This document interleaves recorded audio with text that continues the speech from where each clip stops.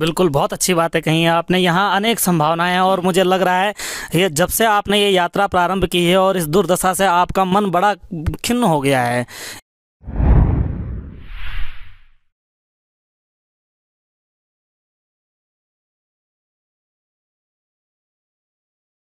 इसीलिए जब आप आत्मा जब पीड़ित हो जाती है तो आक्रोश का शब्द बाहर निकलता है।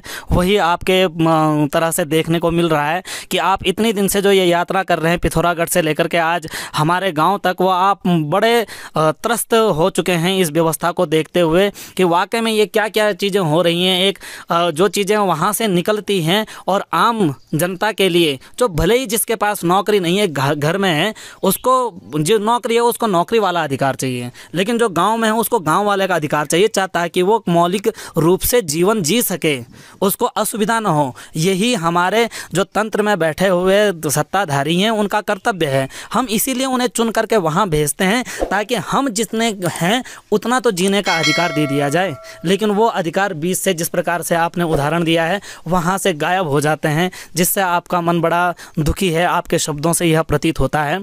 आप बड़े इसके प्रति चिंतक हैं, बड़ा चिंतन करते हैं। वह चिंतन आपके शब्दों में हम महसूस कर सकते हैं। हम स्वयं दुखी हैं आपके इस प्रकार के ज्वलंत शब्दों को सुन करके।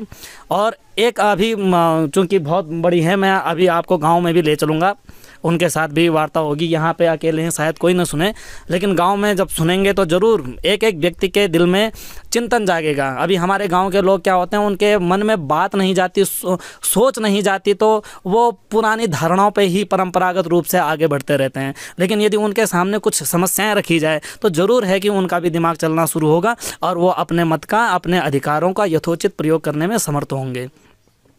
निश्चित रूप से ये अनवरत यात्रा है हमारी। हम निराश नहीं हैं, हम हताश नहीं हैं। हम गांव-गांव लोगों को जाकर एक बात बता रहे हैं। कृषि विभाग है, घोटालों की भेंट चढ़ रहा है। पशुपालन विभाग है, घोटालों की भेंट चढ़ रहा है। उद्यान विभाग है, घोटालों की भेंट चढ़ रहा है। पीडब्ल्यूडी विभाग है, घोटालों की भेंट चढ़ रहा है। उत्तराखंड के हर उस विभाग को देख लीजिएगा, सिर्फ और सिर्फ घोटाले हैं। जिस राज्य का मुख्यमंत्री 48 विभागों का मालिक बन के बैठ जाए, वो राज्य का कैसे नियोजन करेगा? आपको अच्छी तरह पता है। पीडब्ल्यूडी आप मुख्यमंत्री, ऊर्जा मुख्यमंत्री, स्वास्थ्य मुख्यमंत्री, अरे सारे विभागों में नाग की तरह आप बैठ जाओगे तो विकास करेगा कौन? मुख्यमंत्री का काम होता है 95 ब्लॉक में जाकर देखे कि कैसे नियोजन हो रहा है, कहाँ गड़बड़ है, उसको ठीक करे। मगर जब मुख्यमंत्री ही भ्रष्टाचार में संलिप्त हो जाए, रोज अखबारों में उनके नाम की माला जपने वाले खबरें छपें, उसके बावजूद अगर उत्तराखंड की जनता इन राष्ट्रीय पार्टियों के मुंह में फंस रही है तो मैं सत्ताओं में बैठे सत्ताधीशों से तो लड़ लूंगा, मगर गांव के लोगों को कैसे समझाऊं? ये काम मैं कर रहा हूं। घूम घूम के लोग समझ भी रहे हैं। ऐसा नहीं है, यूकेडी के नेताओं को लोग समझ रहे हैं और खासकर नौजवान लड़के ये कह रहे हैं, बट जी बिल्कुल ही कहीं निराश होने की बात नहीं है। इस बार हम तख्ता पलटेंगे, गांव में नेताओं को दौड़ा दौड़ा कर भगाएंगे अगर वो घुस गए वो, क्योंकि पटवारी भर्ती में, दरोगा भर्ती में, आपको पता है, आप तो पढ़े लिखे हो, डीएम पौड़ी सस्पेंड होता है, दरोगा भर्ती में डीजीपी सस्पेंड होता है। अरे चपड़ासी की नौकरी 5 लाख में, क्लर्क की नौकरी 15 लाख में, दरोगा बनना है 25 लाख, पटवारी बनना है 50 लाख। ये राजनीतिक मंडी बन चुकी है राजनीति। क्या इस मंडी को रोकने के लिए कौन नेता बोलेगा? अगर शांति प्रसाद भट्ट के अंदर ये आग है तो ये आग आपके भविष्य के लिए सुरक्षित करने की है। अगर मेरे अंदर ये आग है तो उत्तराखंड के चौमुखी विकास के लिए आग है।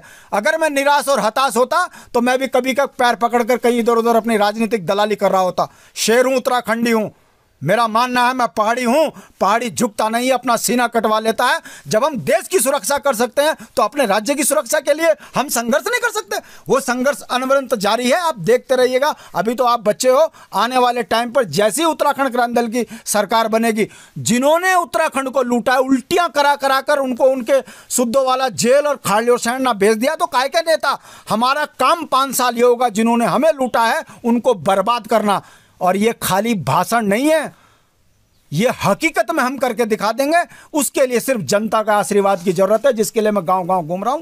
एक दिन जनता का आशीर्वाद मिला, ये जितने ठग और रग पार्टियां हैं और जितने दलाल उनके गांव गांव में घूमकर उत्तराखंड को बर्बाद करने की योजना बना रहे हैं, इन्हें बर्बाद कर देंगे। हम यूकेडी वाले हैं, हम निराश नहीं हैं।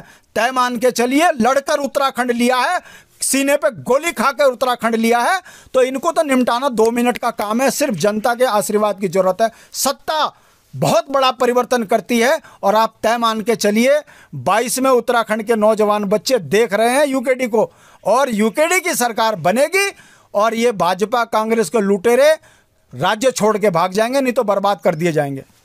उत्तराखंड की चट्टानी जो फिजा है उसमें चट्टानी भाषा आपके लहजे में प्रतीत हुई है।